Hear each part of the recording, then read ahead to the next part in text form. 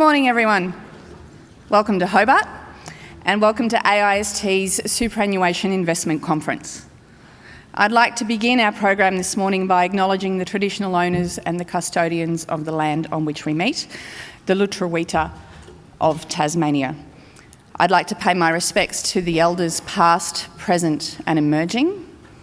And as is customary at our events, I would like to welcome one of the traditional owners of the land to welcome us to country this morning.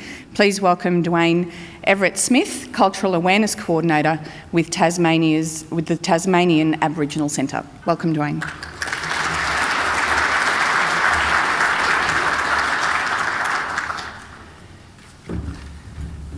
Thank you very much. Thank you.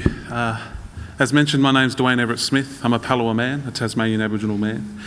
I'm a descendant of Minack, who was our great chief and medicine man, who was responsible for the negotiations with George Augustus Robertson for the relocation of our people to Waibelina on Flinders Island. My grandmother, Stella Hood, she's a Kurno-Gurno woman from Victoria. And my great-grandmother, Isabel Beaton, sent my grandfather off to the local shop on Cape Barren Island to get some bread and milk. And he returned 15 years later with 4 children. That's the way we do it in our community. Anyway, my great-grandmother Isabel Beaton was highly disappointed because he still returned home without any bread and milk, so she remembered. Now, it's really interesting. I get asked to do Welcome to Countries all the time, and I think it's really misunderstood to why we do Welcome to Countries. And Welcome to Country traditionally, here in Tasmania especially, was an exchange of something. Was an exchange of a material item, a resource, of knowledge, of story, or reference to our creation stories. So in Tasmania, we didn't have the dreaming or the dread time, we call it our creation. And our creation begins with Punui, the sun, and Vena, the moon. And upon their rising came the creation of Lutruwita, Tasmania. And part of our creation, the great kangaroo came down from the sky, and he had no knees. So he was banging his tail everywhere, in which he created the beautiful mountain that we see in our language we call Kunanyi. A great spiritual connection for people, for Aboriginal people, and for people who live here in Tasmania, in Lutruwita. So Welcome to Country is an exchange of knowledge, it's an exchange of story, it's an exchange of material items and resources. Obviously, due to the impacts of colonisation, the Welcome to Country has changed a little bit. I like to call it a welcome to story. I'm welcoming you to my story as an Aboriginal person here in Lutruwita, Tasmania. But also I'm acknowledging your story and your connection to this place, Lutruwita, Tasmania. My grandmother, Bev Smith, who was born in South Hobart, born and raised in South Hobart, and went to live in Cygnet and the Nichols Rivulet area, where she met my grandfather, Stan Smith, who's the great-grandchild of Fanny Cochrane Smith, an Aboriginal woman who recorded the first and last and only recording of traditional Tasmanian Aboriginal song and language. In Tasmania, we had traditionally had 9 nations. Those 9 nations spoke 9 different languages. Within those languages, we had our clans, and those clans had different dialects of those languages. And then even to go further, we had family groups. So think of family groups as local council, think of clans as state government, and think of a nation as federal government. And these nations were as different to each other as Poland is to France and France is to Germany. We had a high, complex understanding of governance and connection to country and place. Going back to my grandfather's great-grandmother, Fanny Cochrane Smith, she was a traditional woman from the North East Nation, whose mother was relocated to Cape Barren Island, where Fanny Cochrane Smith was born. And then she was relocated down to Nichols Rivulet, the Channel area, about 20-30 minutes south from here. My grandmother, a non-Aboriginal woman who married my grandfather. My grandfather worked in the wood mill down at Nichols Rivulet there, with his father, Poppy Tom, working on the wood mill. My grandmother, she learnt the culture, the knowledge, the history of my family. And as a non-Aboriginal woman, she instills such strength and identity within our family, such pride, to be who we are and to be connected to who we are. And I guess the broader message here is that as Aboriginal people, we rely on you to tell our stories as well. We rely on you to teach us and help us as well. You have a role within our communities, you have a role within our families. You, from a cultural perspective, you are just as connected to this country as we are. You might not work here, you might not live here, you might be visiting here. But from a cultural perspective, you are now immersed in the spirit of this country and you are connected to this country. You now have a story that connects you to this place. So the bigger message is that we as a community need to move forward in some way. And some of that, and a big part of that is you acknowledging your connection to this place, but your connection to our culture as well. In Tasmania, our culture has been here for 60,000 years. That's a long time, and that's a lot of history for us to ignore. We have over 40,000 years on the Egyptian pyramids, and our history goes back, I'll get my numbers right here, 59,700 years. That's a lot of history that we are not connecting to. Ironically, I might just add before I finish off this Welcome to Country, I've been reading The Barefoot Investor over the last week, and I think I'm highly educated in my super fund now. I have a splurge account, but I do not have an orange card yet. Lumi waranda wingani, waranda moilaidina, waranda kanaplila. Mina palingana nina milaidina ningi manadu. Mina ningina kipli rana pangana, nari milaidina ningi mana. Milaidina ningi mana, niabi ningimpi ningi mana. Milaidina ningi mana urankila. Laina ningimpi nara palawa mapali palingana. Today we gather and we sing and we dance. So from a cultural perspective, we're gathering and we're doing ceremony. You guys are effectively sharing knowledge that is of strong cultural value. I welcome you to my mother's land. I share with you the food, the medicine, and the craft of my mother's land. The land of my mother, a land that my mother gave birth, and my mother's grandmother. The skies, water, a land of my mother, her grandmother, their people, the Palawa people of Lutruwita, Tasmania. I welcome you. Ngāi Nina too. Thank you very much.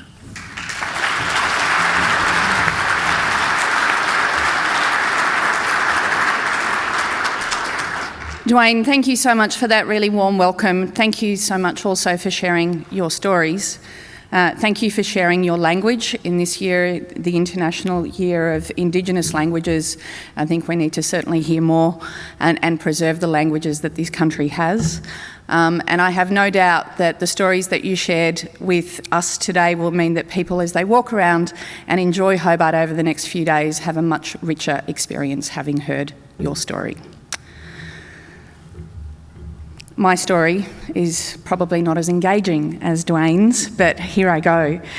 This year's ASI conference is occurring at a time of rising uncertainty, not only across global and domestic investment markets, but also on the policy front, where there is a renewed debate about whether our super system is delivering for members. Notably, there is a push from a small but noisy group of commentators for the government to ditch compulsion in our system and to halt the government's legislated timetable of the SG reaching 12% by 2025, and to freeze compulsory super payments at the current level of 9.5% of wages. Spearheaded by questionable modelling from the Grattan Institute, first-time Senator Andrew Bragg and various coalition Liberal backbenchers are good at getting themselves heard, and we can expect more negativity about super in the coming months. As far as AIST is concerned, the case for 12% is clear. We know Australians want more in retirement than the age pension, and we know that freezing the SG will consign low-income earners, as well as the many women who earn lower wages and who take career breaks to raise children or care for family members. It will consign them to financial hardship in retirement. Our world-class retirement income system can and should do better. Those in the population over 65 years old now are only 4 million in number, but by 2050, there'll be 8 million. An increase in the SG to 12% would see nearly half of Australians largely self-funded in retirement by 2050, a milestone achievement, and one that would do much to alleviate government spending on pensions in the coming decades. There are, of course, many other economic benefits to going to 12%. Benefits that the investment teams in this room continue to deliver through innovative and smart decisions. Profit to member funds were early to recognise the benefit of nation-building infrastructure investment, and they continue to lead in this field. The super savings pool now includes billions of direct equity investments in major airports, railway stations, electricity generators, water treatment plants, aged care facilities, and so much more. And as we saw during the global financial crisis in 2008, the savings pool has a role in buffering economic downturns, providing much needed capital for businesses when more traditional lending sources dry up. So AIST has no doubt 12% super in a compulsory system is sensible policy. It's good for the retirement security of individual Australians, and it is good for the economic prosperity of our nation at large.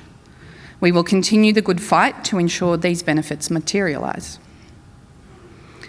Turning, however, now to the investment issues, and speaking of the GFC, one of the key questions to be debated over the next few days is whether we are heading for a prolonged world economic downturn, or if you like, a GFC Mark II.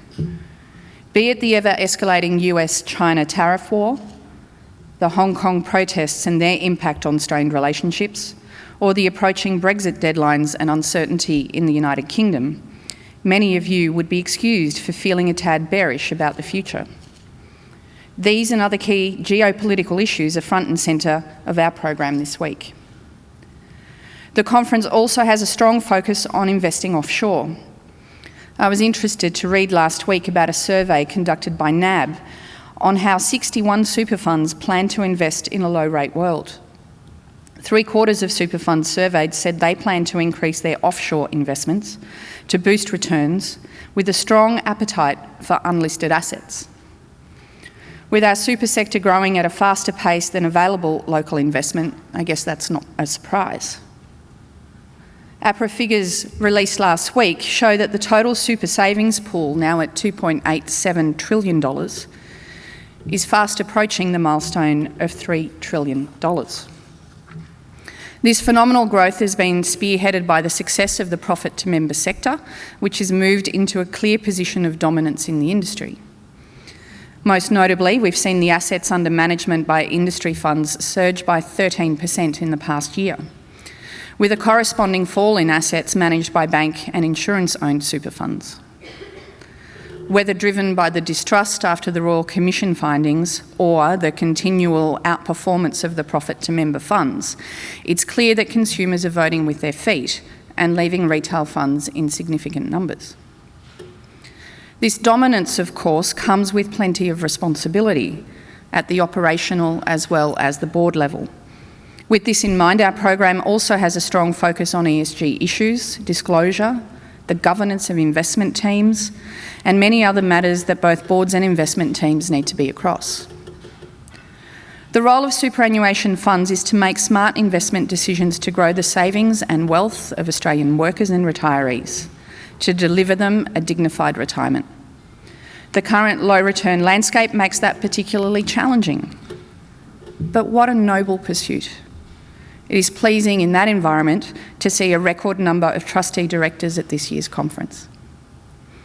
Also this year, we've achieved exactly a 50-50 male to female ratio with speakers and chairs of our sessions.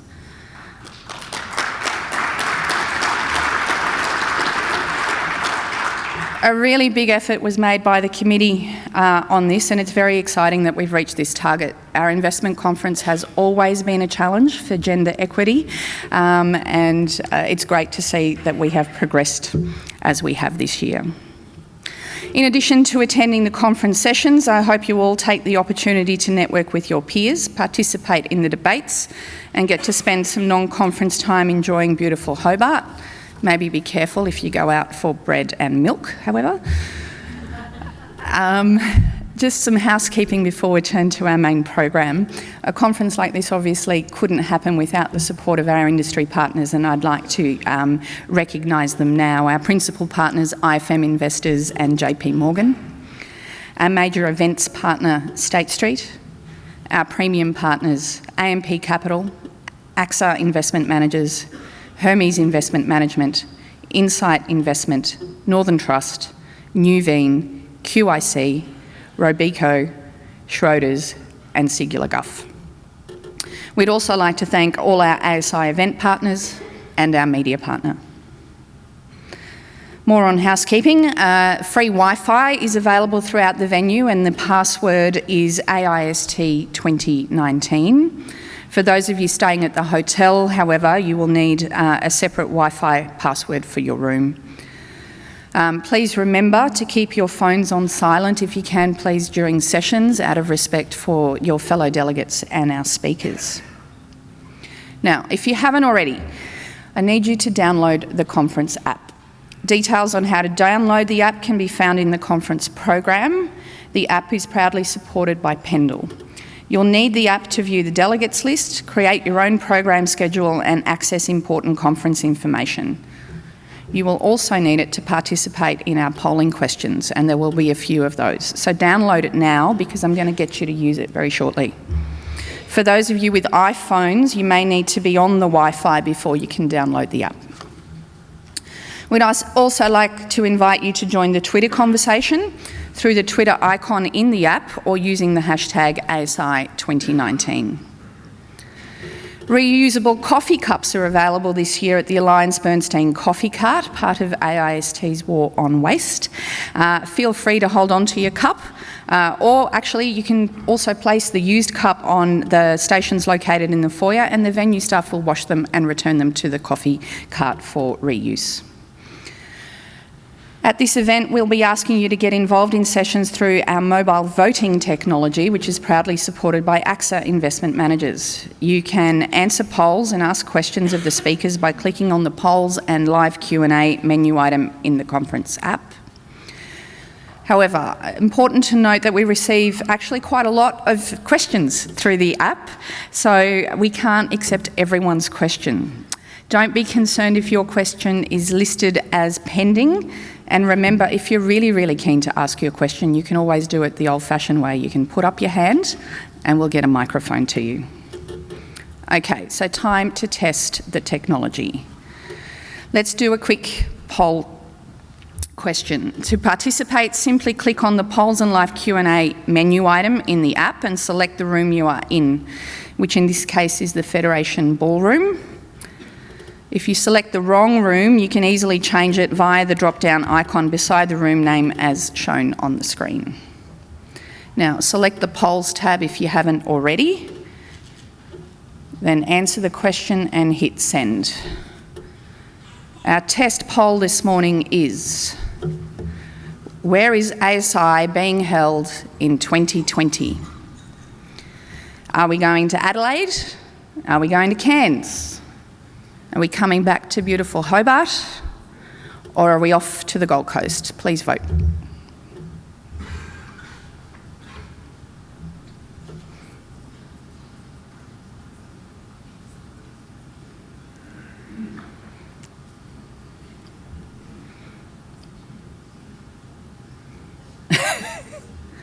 You're a bit indecisive. And looks like the majority of people have got it right. 2020, we'll be heading back to the Gold Coast for ASI. That concludes the housekeeping for this morning. It's time to get started with our main program. I would like to now invite Alex Joyner, Chief Economist at IFM Investors, to the stage to start us on Plenary 1. Enjoy your conference, everyone.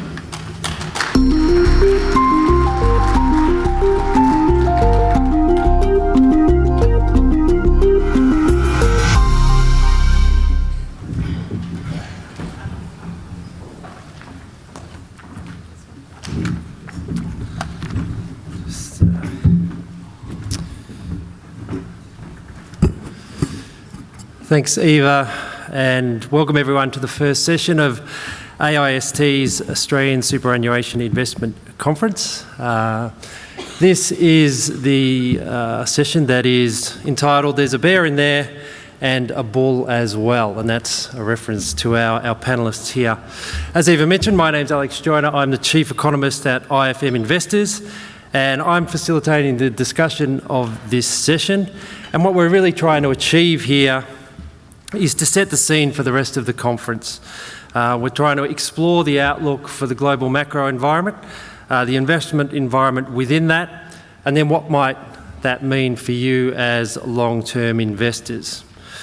So to do that, and for me to sort of look to set the scene, I thought I'd begin with a quote. And a lot of people at conferences that I've been over recent weeks use the one that, we live in interesting times, and that we do. But here we're trying to ascertain, in those interesting times, what do we actually do? How do we act? How do we behave? And how do we invest?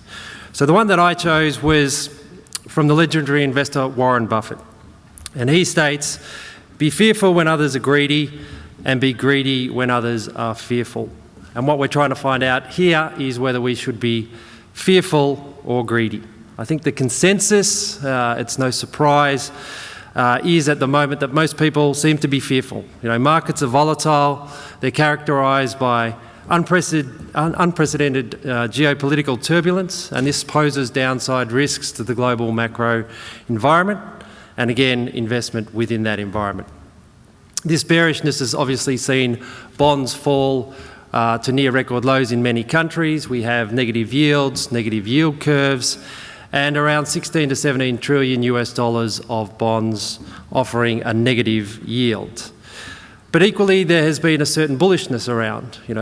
Advanced economy equity markets up until quite recently were at record highs. So there is some optimism out there, and we're seeing that in investor behaviour also. So there's quite the conundrum.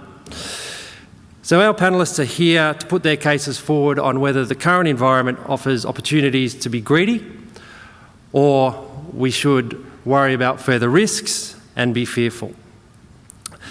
But before introducing our panellists, I have been tasked to get everyone to test the polling system. So this is the requirement to go into the app and go to the Plenary Federation Ballroom. I think that's at the top of the menu, and go to the polls and live Q&A. And in that, I think there should be a question, which I believe will come up on the board. And we're simply asking, what is your level of concern about the volatility in the markets affecting your portfolios? So while you're pondering that question, I will do some introductions. We have three well-known economists and investors and strategists on our panel. The first is Diana Mousina. She's the senior economist at AMP Capital.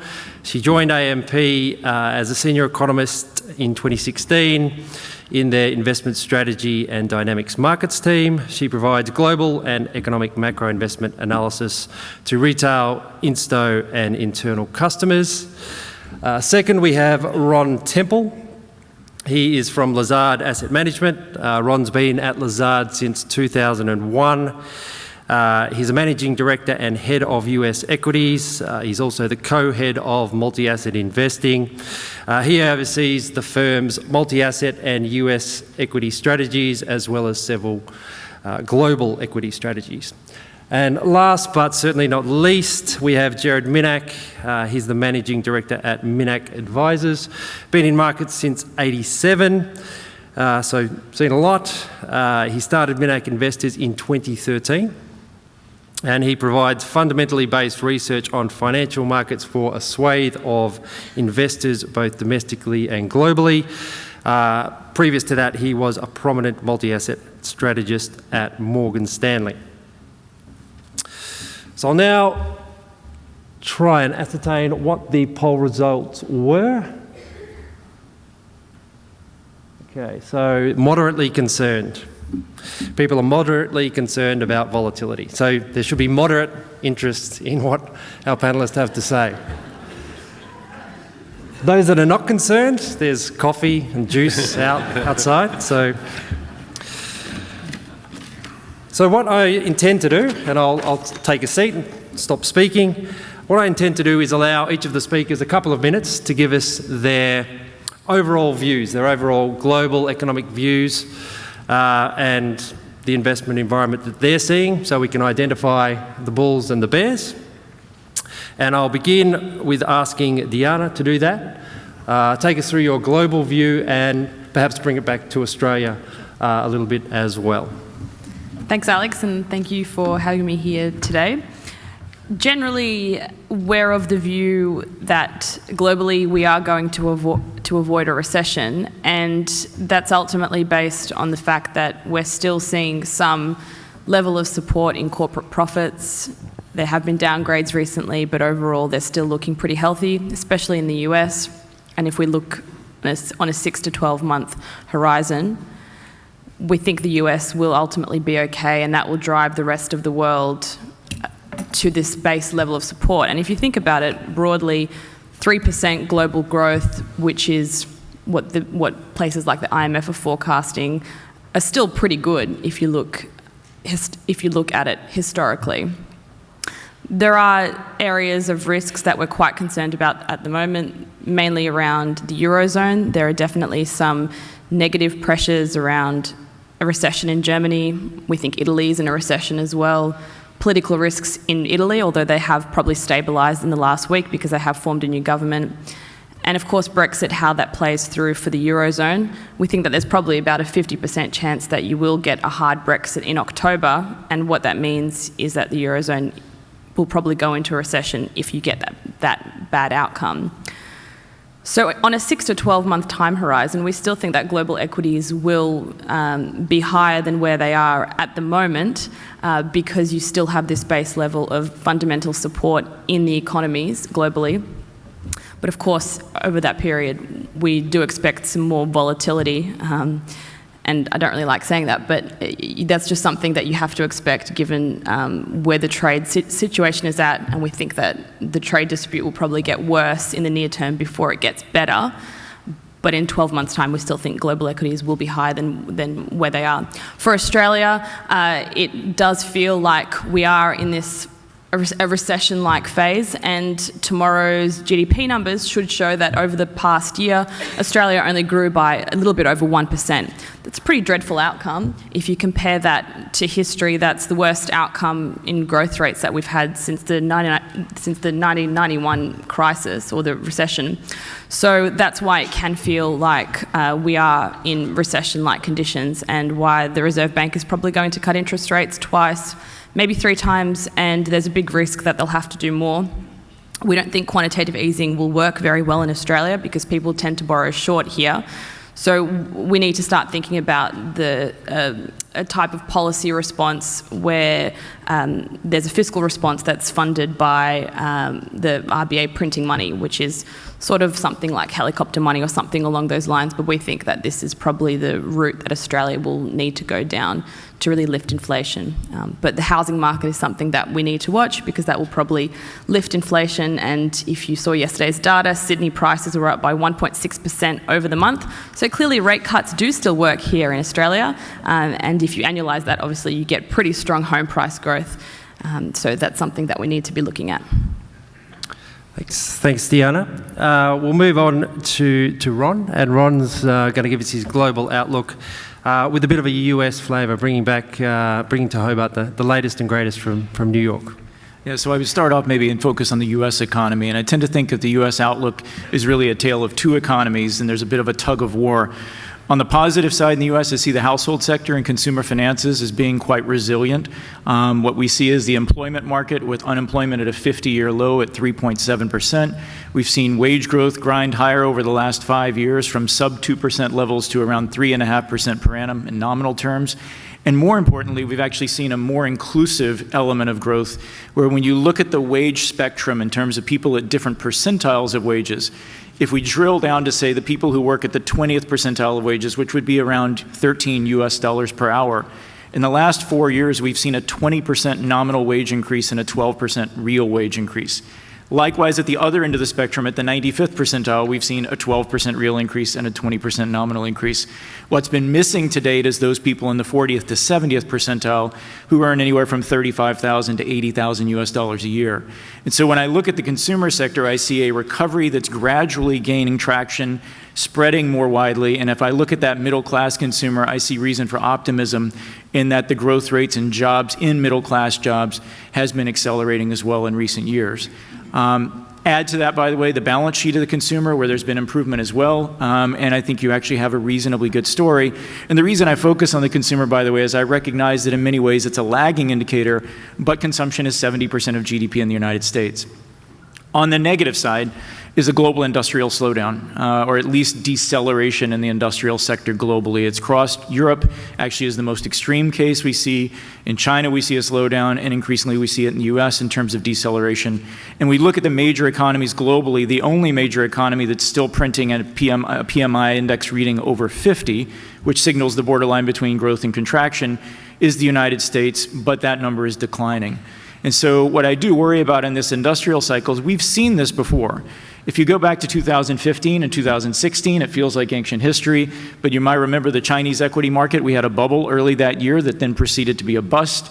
We had a surprise devaluation of the Chinese renminbi in August of 2015, and we basically saw a sharp slowdown in the industrial sector. And in particular, in China, we saw producer prices declining at 6 to 8% per annum at the time when Chinese corporates had peak debt to GDP levels, and hence there were real questions about debt sustainability. Well, the Chinese government in that cycle came to the rescue. They offered fiscal stimulus. They offered monetary stimulus. In this cycle, the problems go well beyond China, and it's not something that can be solved but just by turning on the credit spigot in Beijing. And so I do worry that what we're seeing here is something much broader based and pervasive. The good news for the US is only 19% of GDP is in the industrial sector. Unfortunately for Germany, that's 29%, and in Germany, 41% of GDP is exports. And so when I think about this dragging gravitational force on the European Union, I do think the Eurozone is likely to be at risk of recession, especially compounded by the probability I would put at 75% of a no-deal Brexit as we watch Bojo and friends drive toward the cliff. And I look at the United States and say, okay, what does this mean for monetary policy? And now I can segue perhaps. So we've got the tug of war between a strong consumer and a weak industrial cycle. Where that leads me is we're likely to see more QE and more policy easing around the world. And I do worry that there's a bit of a competitive devaluation cycle underway where each central bank in the US, Japan, and Europe knows that if the other central bank cuts rates and eases conditions and you don't, your currency will get stronger and put further pressure on your economy. So we saw the dollar-euro go below 110 yesterday. I think the Fed will feel extreme pressure next week, or the week after, sorry. We got the ECB on the 12th, the Fed on the 18th, the BOJ on the 19th, and the PBOC the day after. I think you're going to see coordinated rate cuts, or maybe not so coordinated. And I worry that what we're doing is increasingly pushing on a string. So I meant to be a little bit of the bull here. It doesn't sound very bullish. In the near term, the perversity of all of this is, I think, in spite of a weakening backdrop and in spite of increasing fears, and I should note, by the way, protectionism is another element we can hopefully come back to, where I'm more negative than consensus. I think this is a multi-decade period of strife between the US and China. I think there are a lot of problems increasingly on the horizon, but I do believe risk assets can go up in value if central banks start buying tremendous amounts of risk assets again. And the numbers that are being speculated on for the ECB are anywhere from 20 billion euros a month to 60 billion euros a month, with rate cuts coming next week as well. So to the extent the central banks keep pushing money into the system, I worry that financial asset values go up, even while fundamentals are deteriorating. And that, in my view, creates a real conundrum for all of us in this room, where for long-term investors, we should be really focused on what we should be doing for the 3 to 5 year horizon, but there will be a lot of pressure on investors to try to chase returns over the next 6 to 12 months, buying assets that make no sense at all. And I'll just give you one anecdote. If you could buy a 10-year Greek government bond at 1.58% yield, knowing that this country is inherently insolvent, would you do that? Well, the market is doing it right now. And so I look at the breadth of the $17 trillion of negative yielding bonds, $1.2 trillion of negative yielding corporates, and equity markets levitating near all-time highs, and it's deeply worrisome that we could continue to see prices go up even with weakening fundamentals. Thanks, Ron. And trying to identify the bulls and the bears. Ron now is you can be the bull. I was going to say, if that's the bullish story. I've got a sneaking suspicion, I don't know if Gerard's reputation precedes him, but I've got a sneaking suspicion you might not be the bull. Well, no, I'm not the bull. But I'd welcome your thoughts on the global outlook and you know, wherever you'd like to take that. Thanks. Look, I'm just going to make three points. The first is whatever we discuss today in this panel and other panels will be subject to tweet risk. And to an almost unprecedented extent, we have politics hanging over our head as a sort of Damocles for investors.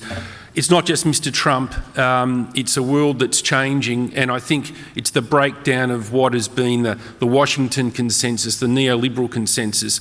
The rise of populists and the breaking of political conventions means that we have to cope with politics as a much more intrusive factor, risk, in the investment process. So learn to live with it, and anything I say after this, as I said, is subject to that tweet risk.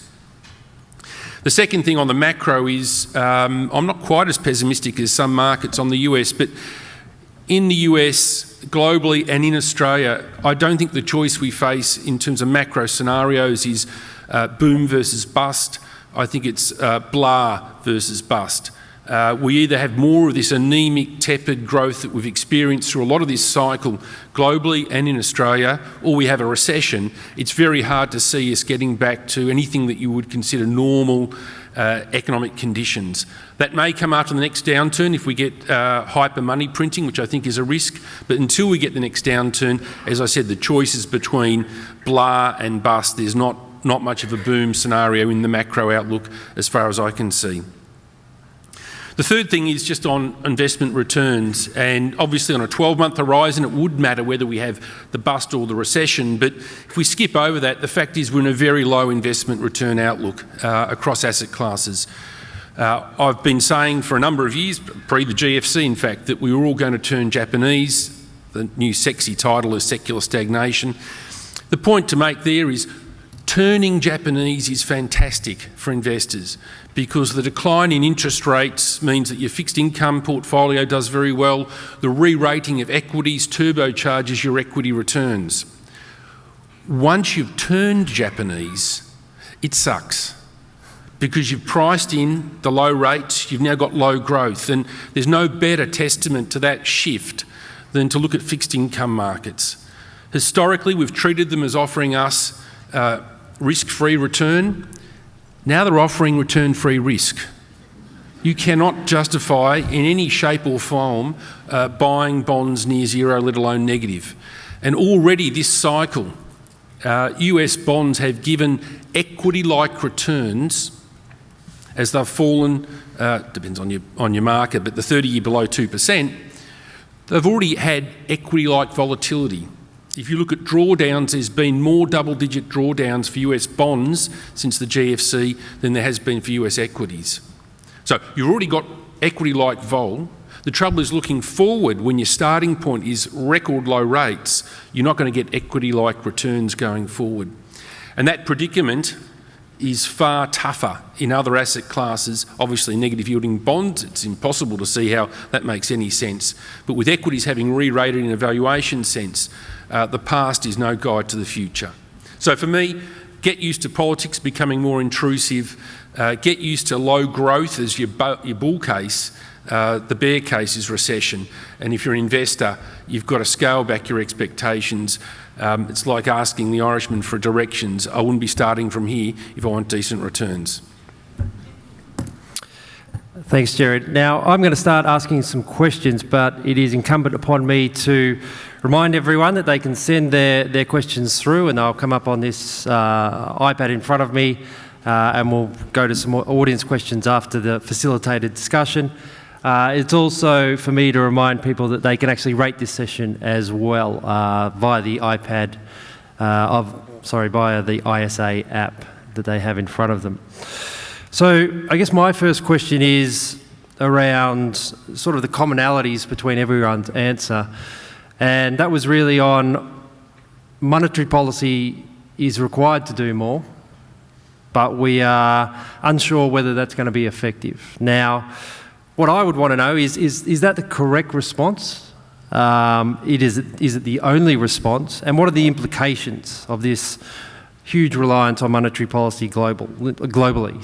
So what are the impacts you see on the returns environment? Is it going to be Gerard's case of lower for longer secular stagnation, or can we get, a reflation Mark II, 2016, 2017 scenario? Or are long-term investors like the ones in this room going to just have to get more innovative on how they generate their returns? So I'll start with you, Deanna.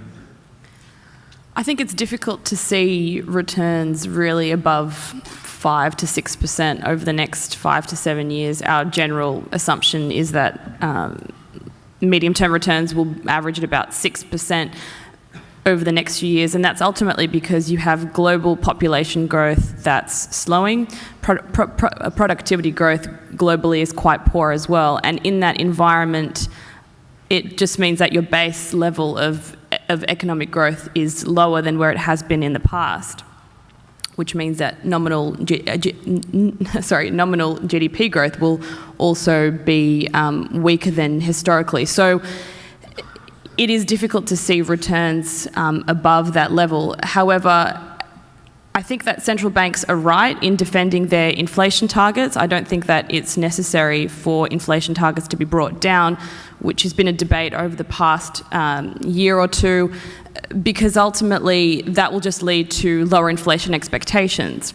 I don't think that we should be revising inflation targets up, but central banks need to do something in the environment where inflation isn't running at their level. So I think that they're right to defend their targets, but at the same time, we know that monetary policy isn't really working anymore, particularly at negative interest rates, and while the ECB will probably cut interest rates or their deposit rate to a more negative level, we don't think that that will drive Eurozone growth any higher than where it has been. So there is a need to do more, which is why we think that it really is the case that we need to do something like a fiscal form of easing that's financed by the central bank, a form of helicopter money. Maybe some people could argue that it's a form of modern monetary theory. I don't know about that. But there is definitely the case to do more fiscal spending. It's just that that probably has more of a lag time than what you need at the moment. We can see in Australia that fiscal spending here has worked really well actually over the past few years. Government spending has been driving our GDP numbers. And that's really the only driver that we've had over the past few years. It's just that it takes a long time to get there, particularly for infrastructure. No, I would reiterate to the question of is it the only policy or the right policy. Sadly, I think monetary policy has been the only policy because our democracies have failed to function properly for the last decade in the U.S. and Europe. I mean, I think the Eurozone is to some degree a basket case of governance in that you basically got Germany, which should be spending more money, it should be investing in infrastructure instead of running basically zero deficits, while the periphery is desperately trying to basically still climb out of the hole that they've been in since 2008. And so I do think fiscal would be the right approach in Europe. And it would also be the right approach in the U.S. if handled properly. Unfortunately, in the U.S., we basically ran up about a $2 trillion fiscal stimulus package over the last couple of years, which largely went to tax cuts for the upper 1% of the population, and frankly did not deliver any of the benefits that were purportedly going to arise from it. And so when we look at where that money went and what happened to growth, we got about 30 basis points of extra growth for a year, and we took our deficit to $1 trillion a year, or 4.5% of GDP, which what would be much more effective would have been fiscal stimulus along the lines of infrastructure investment. For those of you who get to visit New York and you go through the Holland Tunnel or the Lincoln Tunnel, next time you visit, just remember the tunnel was built to last 50 years and it's 80 years old now. I hope I'm not in the tunnel when it fails. So effectively, we've got a country that's falling apart at the seams from the infrastructure side just on physical roads, bridges, tunnels.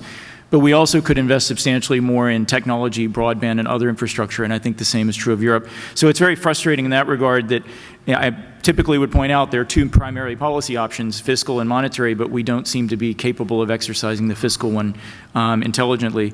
The other one, by the way, I should point out, again, I originally thought of this as I was going to come into this as the bull, but unfortunately over the last 6 months, U.S. trade policy has been even more aggressively negative than I expected.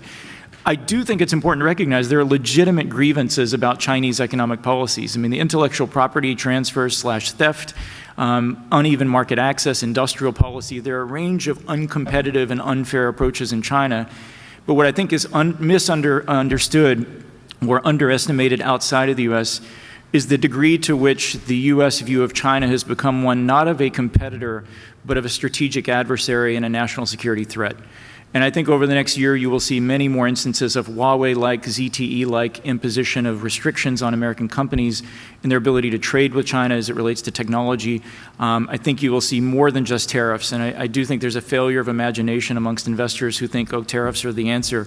I think this will be much more widespread. And so part of why I'm more negative on the economy is that factor. So I guess choice number 3 would be a different approach to trade policy. Could relieve a lot of the pressure on the industrial sector before it infects the consumer sector that I've seen as a positive driving growth. Yes, I mean, I endorse some of those comments. I certainly think monetary policy is exhausted in most other developed economies.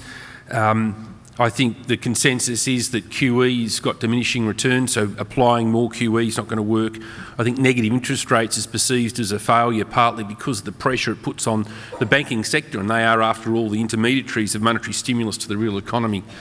So that's why we're searching for something extra. I think in the next downturn, whenever it comes, that will force policymakers' hands. You will get the politicians taking the lead. And the theory that will give them the intellectual cover to do that is modern monetary theory, which is helicopter drops of money, and they'll get central banks to fund them. And once that happens, it's an absolute game changer. It brings the curtain down on the secular stagnation era, and we go back to something more inflationary. So that's something for the next downturn. Just in Australia, I think there's only one thing worse than monetary policy not working here, and that's if it does work. Because the way monetary policy works in Australia, and we're seeing it again before our eyes, is low rates encouraging higher house prices, encouraging higher household debt. We have a household sector that's long property at 8 times income, has household debt that's 200% of income, and has no saving. And that includes the compulsory piece. The household saving rate's only 1 or 2%. So to think that you should cut rates to encourage that sector to become even more financially leveraged is, I think, on a medium-term view, absolute lunacy. And we should already have fiscal policy pushing here. If we don't, it comes back to the failure of governance. It falls to the RBA to give one more heave to the machine, but it'll end in disaster if they succeed. If I could try to make this sound more positive, by the way. Please. If I do want to be a bit more optimistic, I do think maybe what we're seeing, and again, sitting in your seat trying to take a long-term view, if we're thinking 5 to 10 years, I do think over the next 5 to 10 years we will hit that next recession. I don't think it'll necessarily be GFC 2.0. I think that's a common tendency is to assume the last accident is the one you'll see again. But I do think what I had presumed would be a shallow cyclical recession in 2020, 2021, increasingly to me is likely to be more severe than just a typical shallow recession. But the positive of that is exactly what Gerard just talked about. It will finally force our governments to actually do what they should be doing, and we will pull away from this addiction to monetary policy, because monetary policy truly has distorted markets globally. And to be fair, I think the Fed did exactly what they should have done in the crisis. They basically came up, they worked with the US federal government. We had a bank restructuring, bank recapitalization, we had fiscal stimulus, we had monetary stimulus. You wanted all the fire engines to come out at once. Unfortunately, the lesson the world seems to have taken away from that is bring out one fire engine and pump as much water or liquidity as you can into the markets. And I just worry it'll come to tears, but that will then finally wean us from the addiction and get us onto something that's more basically sustainable, steepen yield curves, fight this deflationary tendencies in the market. It'll just change our way of thinking, and I think we all have to be thinking, what does it mean for our long-term asset allocation and security selection, because we will have to change basically the whole paradigm that we've gotten used to in the last decade. And can I just add something as well in Australia? I think the difficulty with being too pessimistic on Australia is that we have a pretty good base level of support for the economy through our population growth. Australia's population grows at about 1.6 every year, which is extremely high for the rest of the world. If you look at the OECD on average, they're at about 0.7%. So you already have this base level of support for things like retail, for housing, and that does make it more difficult to get into a recession. It doesn't mean that we can't have the blah growth that Gerard was talking about, but it does mean that it can be difficult to go into a recession here. But doesn't that mean you already have a per capita recession? So your income per capita is going down. So it's the irony, like Japan per capita GDP has actually been as good as the US for the last 8 years, but nominal GDP for the nation hasn't gone up. I kind of wonder sometimes if we get too caught up in whether we can keep a number above zero when on a per person basis you're actually seeing your income shrink. Yeah, we are in a per capita GDP recession. That's true. One more question from me, and it's sort of a little bit to do with the outlook to 2020. So what would you see as your biggest tail risk heading into 2020? And then if you had $2 to invest in 2020, one long and one short, what would the two asset classes be that you would choose? Anyone can go first. You might need a bit of think time. I don't know. Deanna, do you want to go first? I'll have a stab at it. Look, I think politics is the obvious tail risk. If not for the trade tensions from the White House, I'd put the risk of a US recession on a 12 or 18-month view at only 10%. I don't think it's likely at all outside the damage that this trade and other political issues could do. So that for me is the obvious risk. And where would I put $1? Look, on the 2020 horizon, it's actually a little tricky because...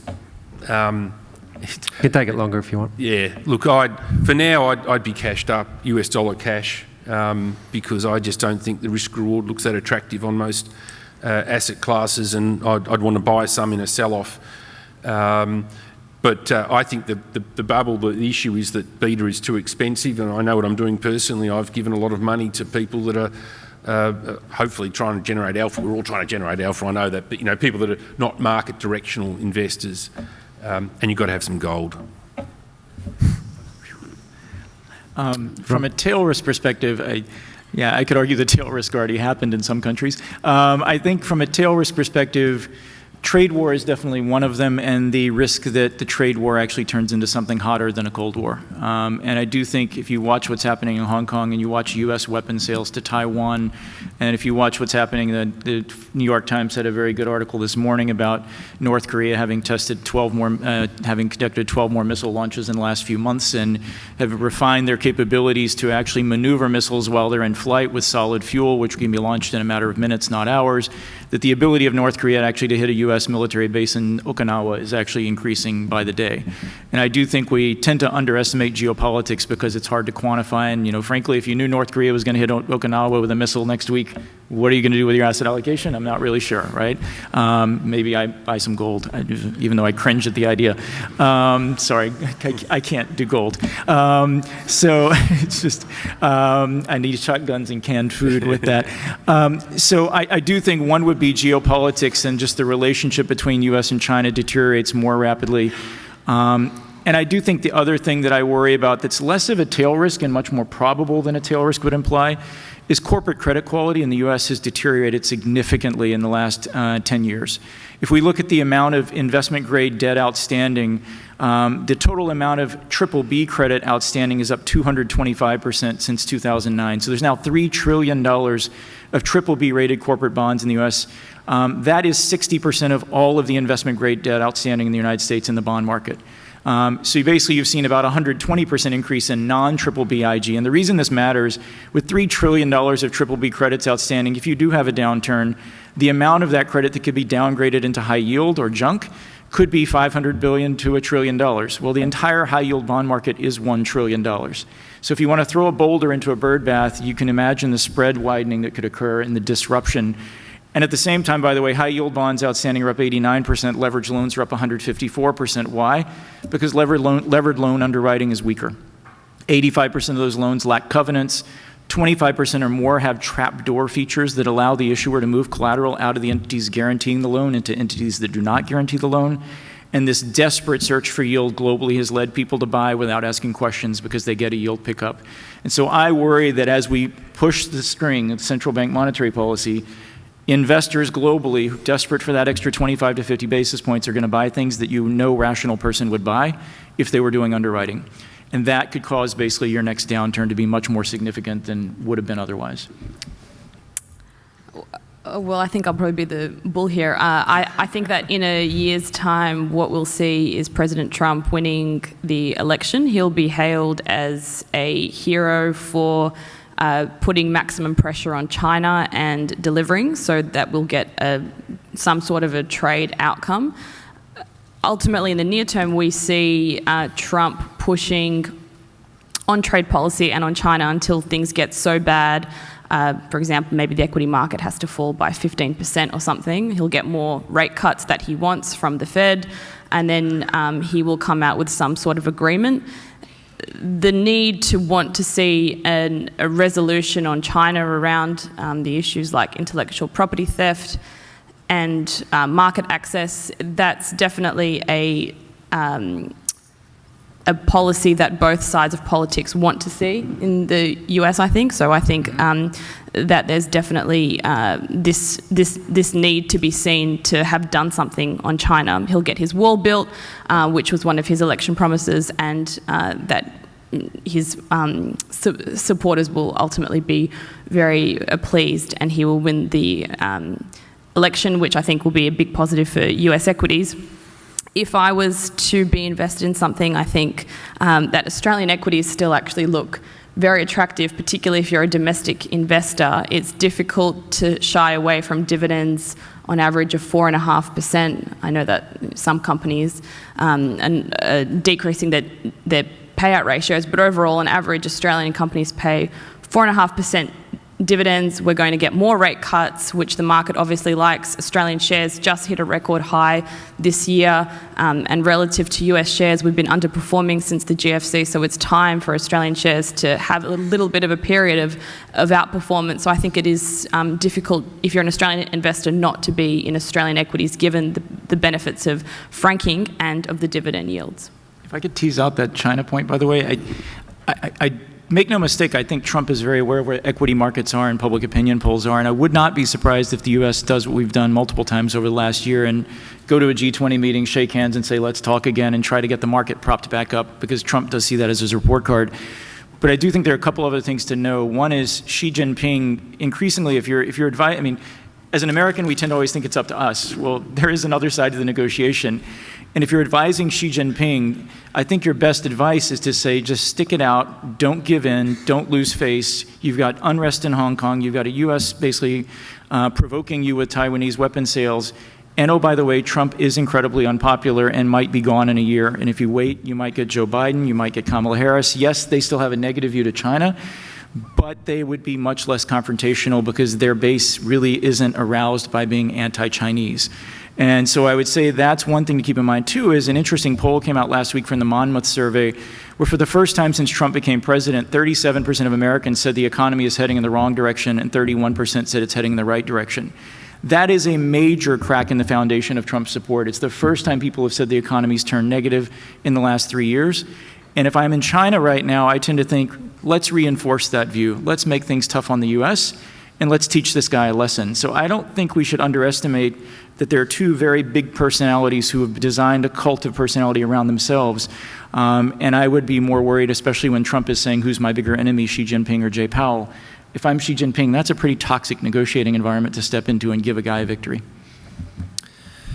Thanks for those insights. We're going to shift now to audience questions, and I have a few here on the app, but I would encourage people to continue to participate there. I'm going to take a couple of questions and amalgamate them with one I have. It seemingly wouldn't be a superannuation conference if Sam Cecilia didn't ask something on inflation, so I'm going to mix his two questions up with one of mine and ask the panel, is inflation dead? And if so, who killed it, or what killed it? Or is it just dormant, and what might revive it? And Sam's angles on this was, is cutting interest rates that is not generating inflation anywhere in the world really an excuse to engage in a currency war by global central banks? And if we do get further wage inflation in some of these advanced economies, is that going to be sufficient to generate inflation, or do we need something else? So there's a broad range of inflation topics the panel's got to choose from, and Diana, I'd ask you to go first. Sure. In Australia, I think that inflation is or will eventually start to get back up, maybe not for the next 2 years, but if we see the continued increase in home prices, that will have a huge boost to inflation. Over the past year and a half, one of the major drivers of the weakness in inflation has been the housing component in the consumer price numbers. It's a housing component that looks at new dwelling purchase costs and everything to do with housing turnover. So if we hadn't had the 10% correction in home prices that we've had since 2017, underlying inflation would probably look a lot stronger in Australia. So if we continue to see these gains of 1% in Sydney and Melbourne, that's 40% of our population, then inflation might come back into the RBA's target band a lot sooner than what they expect. They don't expect it to get back to the bottom end of their target band until the end of 2021. I think there's a laundry list of factors that have meant it's harder for policymakers to get their inflation targets. It's not impossible. Late in most cycles over the last 30 years, we've had inflation at target, but the key point's been to get inflation temporarily back at target has required sequentially lower and lower rates, which is the whole turning Japanese secular stagnation story. The forward-looking point is we've got very little room to cut rates again to a new cycle low, given we're at 0 overseas and we're at 1% here. So structurally, I think we are in a low inflation world, and we will continue to be in a low inflation world until they bring out the fiscal firepower, and then that potentially is the game changer. I would basically echo that comment. I do think we have seen wages respond. I mean, it's surprising in the Eurozone, wage growth has been relatively resilient at 2.5%. I mean, the US wage growth, as I mentioned earlier, has gone from 2% to 3.5% in the last 5 years.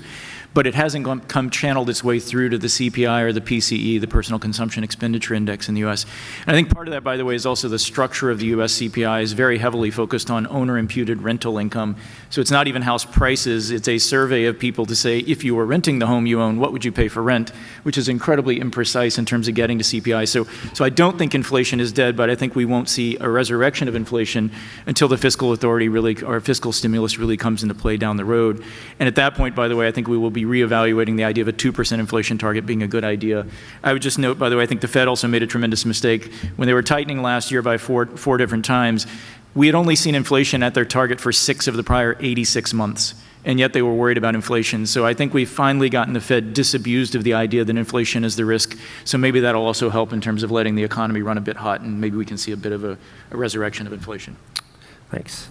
I'm told there are microphones to take questions in the old-fashioned way, with people sticking their hands up. Is there any questions from the audience that anyone would like to ask they haven't put through on the app? No? So luckily enough for me, I have further questions on the app. And the top question, 10 people have liked it, is a return to trend or normalcy a myth? Are we in a brave new world? And do we need to think differently to achieve the best for our members? So who would like to start with that? I think I'll have a stab. I think it's just as obvious as the nose on your face that it's a different world. Who would have thought 10 years, 20 years ago that rates at the levels that we have now in Australia and globally wouldn't have produced rip-roaring economies? And yet here we are with 0 rates, negative rates overseas, lowest ever rates here, still struggling to get any macro traction. And although this has become exceptionally obvious since the GFC, it's really been a story that predates the GFC. Ever since the early 80s, we've seen rates globally make a sequence of lower lows, lower highs. We haven't had a peak in rates that's exceeded the prior cycle peak in the US since the late 70s. So it's been this story now for 40 years. But we're in the last innings of it. We can't continue this way because we're at the zero bound for rates. On what we do for your members, last time I looked, there's not an 11th commandment saying that investors shall always get decent returns. Sometimes you just have to say, well, it's impossible. And one of the things that makes it difficult is the bedrock of the financial system is your risk-free rate. It's not just your bedrock in a valuation sense, but it's your go-to safe asset. It should put the minimum yield offering on the table. Well, we now have risk-free rates at the lowest ever levels, and that just underscores how low prospective returns will be across a range of asset classes going forward. and that's where we are. I think it's absolutely a brave new lower for longer world, and as I said in my first opening comment, there's a difference between becoming a low-rate economy. As rates fall, that actually gingers up your returns. Once you are at low rates, then your return outlook drops away dramatically. If I could just pile on that a bit. I mean, I do agree completely that returns are going to be lower. And if I look in the U.S. lens, since 2009, the S&P 500 has compounded 17% per annum. And what I tend to advise our clients is if you think that can be sustained, you might as well fire all your active managers, go passive because you don't need us.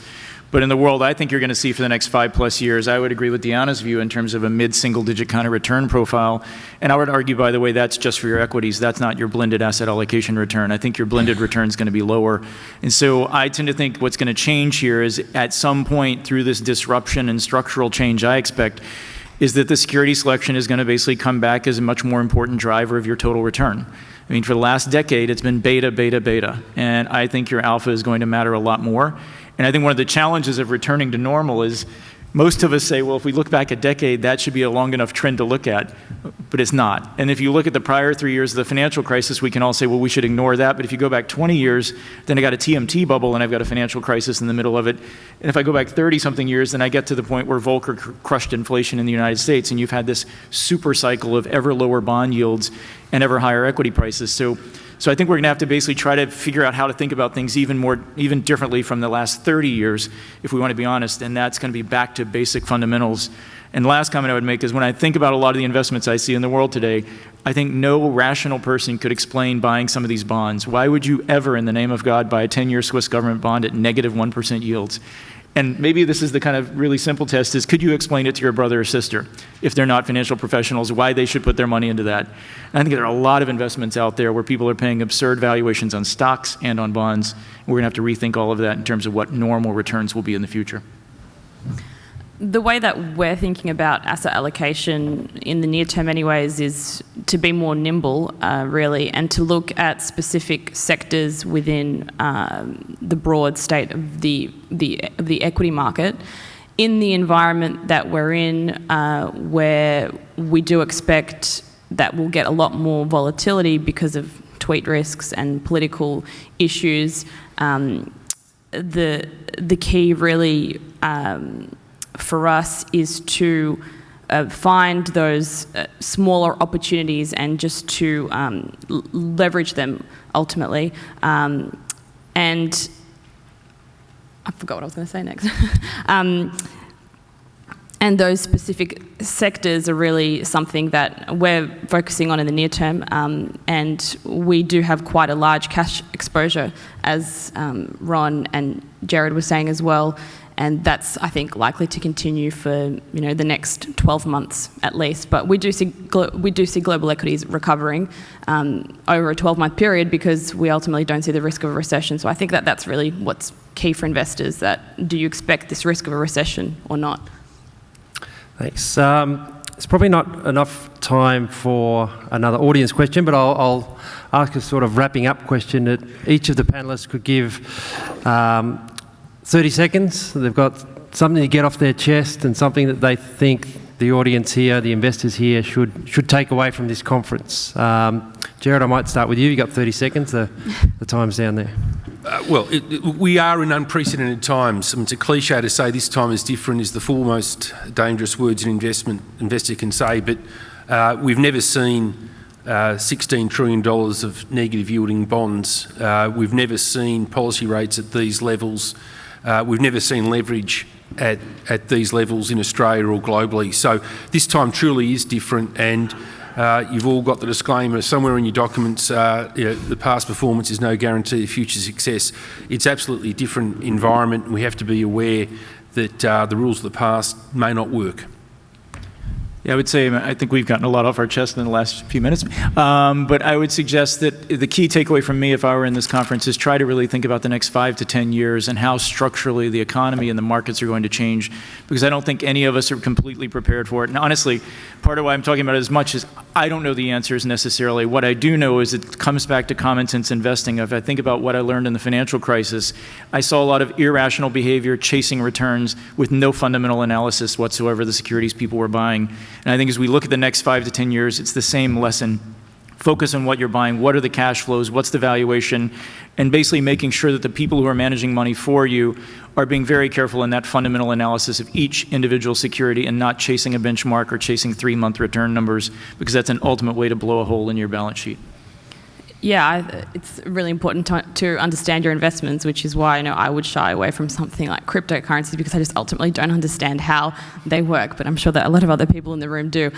We think that the search for yield environment is just going to continue, which means that for assets like infrastructure or real estate, even though I would have expected a few years ago that bond yields would have been higher, that's just not going to happen in the near term. So those types of real assets will still do very well while the search for yield environment continues. And I think that the Australian property market is something that we should all be watching very closely, because the returns, if we follow what's been happening over the past few months, will just be ridiculous. And Hobart still actually looks like a pretty good investment opportunity, so that's maybe some food for thought. I actually have an investment here, so maybe it's breaking my own book. Full disclosure. That brings this session to an end. I'd like to thank the 3 panellists, Diana, Ron and Gerard. There's a speaker gift, which is a donation to the First Nations Foundation, and that's supported by Holding Relic. And I'd like to thank the audience for their participation, and I'd like to ask the audience to thank the panellists in the traditional way.